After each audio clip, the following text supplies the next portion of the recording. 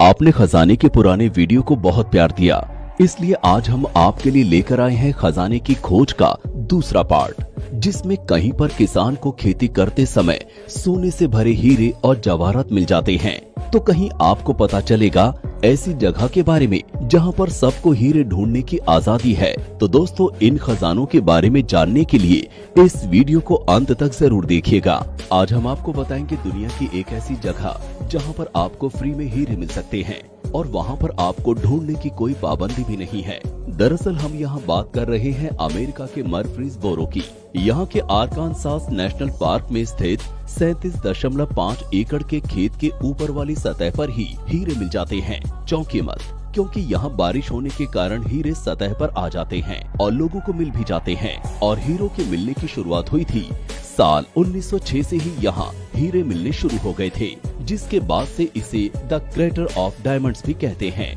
अगर दूसरी media reports की बात करें तो उनके अनुसार अगस्त 1906 में जॉन हडले स्टोन नाम के एक शख्स को अपने फॉर्म में 2 चमकते हुए क्रिस्टल मिले थे। वहीं जब उसने इन क्रिस्टल की जांच कराई तो पता चला कि ये दोनों हीरे हैं। इसके बाद उन्होंने 243 एकड़ की अपनी इस जमीन को एक डायमंड कंपनी को ऊंचे दामों पर बेच दिया। वहीं जिस कंपनी ने इस जमीन को खरीदा था उसकी ये जमीन साल 1972 में नेशनल पार्क में आ गई। इसके बाद Arkansas department of park and tourism ने इस जमीन को डायमंड कंपनी से खरीद लिया। फिर इसको आम लोगों के लिए खोल दिया गया, जहां लोग एक छोटी सी फीस देकर अपनी किस्मत चमका सकते हैं। नहीं समझे? दरअसल यहाँ पर आम लोगों को छोटी सी फीस के बदले हीरा खोजने की अनुमति है, और अगर मिल जाए तो वो हीरा आप बाहर बेच भी सकते हो। यहाँ अब तक हजारों लोगों को हीरे मिल चुके हैं। नेशनल पार्क के अधिकारियों के अनुसार साल 1972 से लेकर अब तक यहाँ 30,000 से ज्यादा डायमंड मिल चुके हैं। और इन हीरो में सबसे बड़ा हीरा था अंकल सैम नाम का हीरा, जो कि वेस्ले ओले बाशम ने 1924 में ढूंढा था। और इस हीरे का वजन 40.23 कैरेट था। और तो और ये इस देश में पाया गया अब तक का सबसे बड़ा हीरा था, जिसे 1971 में 5 करोड़ 65 लाख रुपए में बेचा गया। तो दोस्तों, क्या आपको भी यहाँ जाकर अपनी किस्मत आजमानी है? हमें ये कमेंट करके जरूर बताइएगा। ये बात है 2007 की न्यूयॉर्क की फैमिली की है, और इनकी किस्मत तब बदल गई जब उन्हें एक बाउल मिला।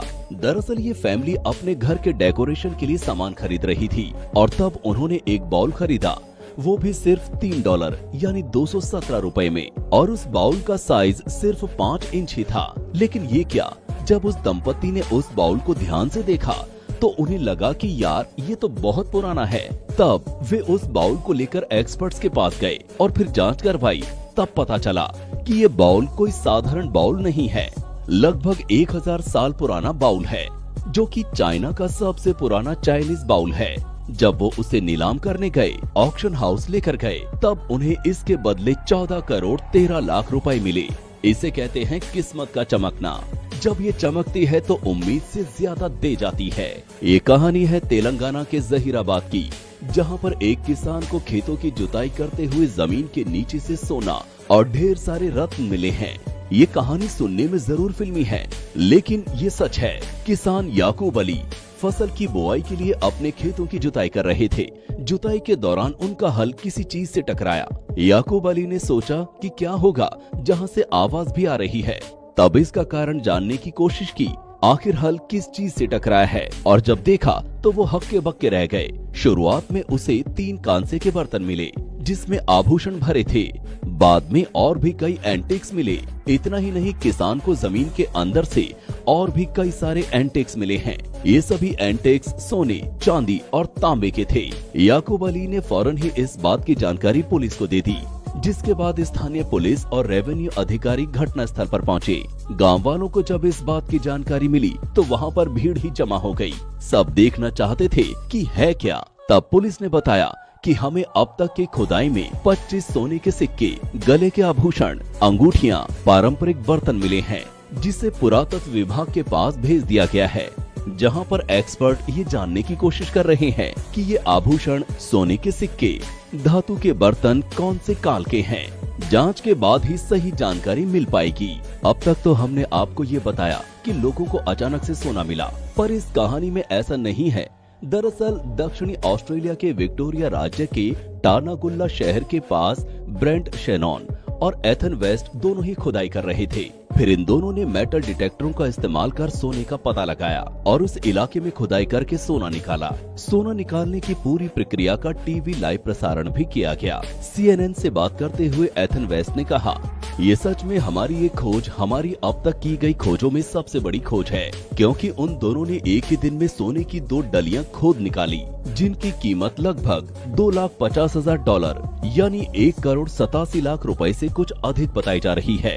इस कार्यक्रम को बताने वाले डिस्कवरी चैनल के अनुसार एथन वेस्ट और उनके पिता ने मिलकर कुछ ही घंटों में सोने की इन डलियों को खोज निकाला, जिनका वजन करीब 3.5 किलो था। और ये कार्यक्रम डिस्कवरी पर ऑस्ट्रेलियाई गोल्ड हंटर्स के नाम से आता है। इस टीवी शो में ऑस्ट्रेलिया के सुदूर इलाकों में सोने की खोज करने वाली जोड़ियों का काम दर्शकों को दिखाया जाता है। कार्यक्रम में ये दिखाया जाता है कि खोजकर्ता जमीन में दबे सोने को कैसे ढूंढते हैं। इससे पहले भी इस जोड़ी ने कई बार सोने की खोज की है। तो दोस्तों, ये आज की वीडियो। अगर आपको ये वीडियो पसंद आई हो तो लाइक, कमेंट कीजिएगा और शेयर कीजिएगा।